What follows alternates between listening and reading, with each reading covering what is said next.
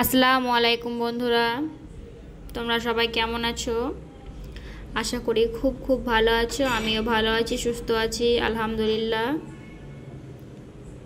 আবারও চলে এসেছি নতুন একটা ভিডিও নিয়ে। কালকে রাত্রেবেলায় প্রচণ্ড ইচ্ছে করছিল ছোলা সেদ্ধ দিয়ে মুড়ি খেতে, অনেক দিন থেকে খাইনি। আমি মুড়ি অবশ্য পছন্দ করি না, তবুও ইচ্ছে করলো, তাই রাত্রেবেলায় ছোলার কলাইটা ভিজিয়ে দিয়েছিলাম। সকালবেলায় ওটাকে ভালো করে ধুয়ে ফ্রেশ করে ধুয়ে নিয়েছি।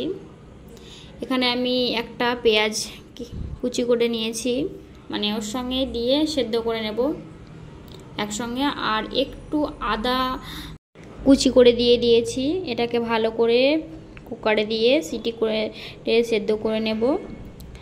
আমার সেদ্ধ হয়ে গেছে কলাইটা। এবার আমি এখানে কিছু 5 ফোড়ন হালকা একটু গরম করে নিচ্ছি। এটাকে আমি ভালো করে থেতো করে নেব। এবার প্যানে আমি একটু তেল দিয়ে দিলাম, এতে তেজপাতা আর কাঁচা লঙ্কার ফোড়ন দেব। সাবধানে সকলেই করবে, কারণ কাঁচা লঙ্কার বীজগুলো তেলে পড়লে অনেকটাই ফুটে যায়। আমারও অনেকটা ফুটে গেছে। আমার এগুলো রেগুলারই হতে থাকে, আমি প্রচণ্ড ভয় করি, তবুও রান্না করে খেতে হবে, তখন খেতেই হয়।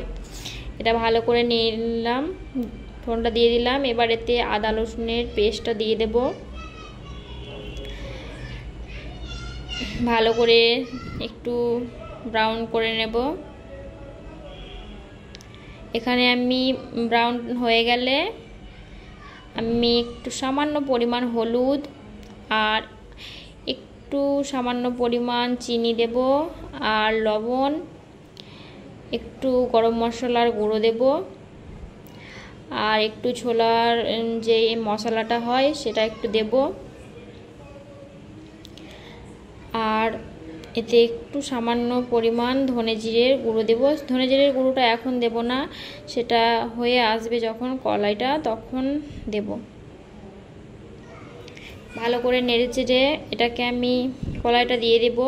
কলাইটা আমি জল সহ দিয়েছি, তোমরা চাইলে জলটা ফেলে দিয়ে দিতে পারো। আমি এখানে পেঁয়াজ আর আদার কুচিটা দিয়েছি বলে জলটা আমি ফেলিনি, জল সহ দিয়েছি।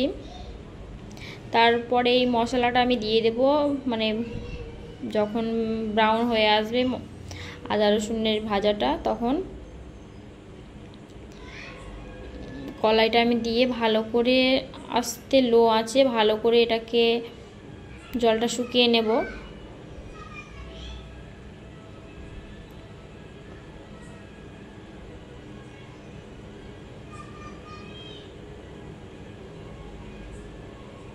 দিয়ে দিয়েছি আমি এখানে অল্প তেল দিয়ে এটা রান্না হবে, বেশি এখানে তেল লাগবে না। দেখতে পাচ্ছ মাশাআল্লাহ খুব সুন্দর লাগছে।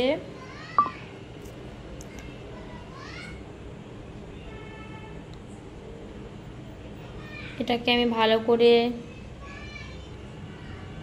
লো আঁচে জলটা শুকিয়ে নেব। হাই হিটে দিলে জলটা সেদ্ধ হয়ে যাবে, কিন্তু ফ্লেভারটা ভেতর থেকে মানে স্বাদটা ঢুকবে না, সেরকম আমার মনে হয়। তার জন্য আমি লো আঁচে জলটা ভালো করে করে নিই, শুকিয়ে নিই। এ তো প্রায় আমার হয়ে এসেছে। এখানে আমি ধনে জিরের গুঁড়ো আর একটু গরম মশলা দিয়ে দেব।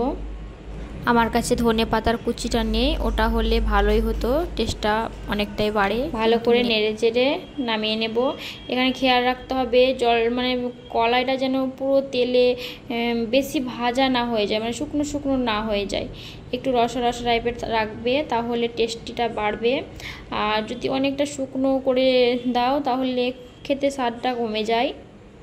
মাশাআল্লাহ খুব সুগন্ধি বার হচ্ছে এবং দেখতেও খুব সুন্দর লাগছে, খেতে অনেক সুস্বাদু হয়েছিল। তোমরা চাইলে এটা বাসায় ট্রাই করে দেখতে পারো, এবং কেমন হয়েছে সেটা কমেন্ট করে জানাতে ভুলবে না।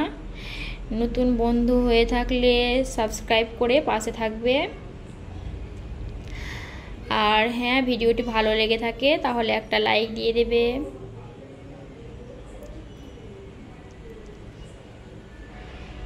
মাশাআল্লাহ খুব সুন্দর লাগছে।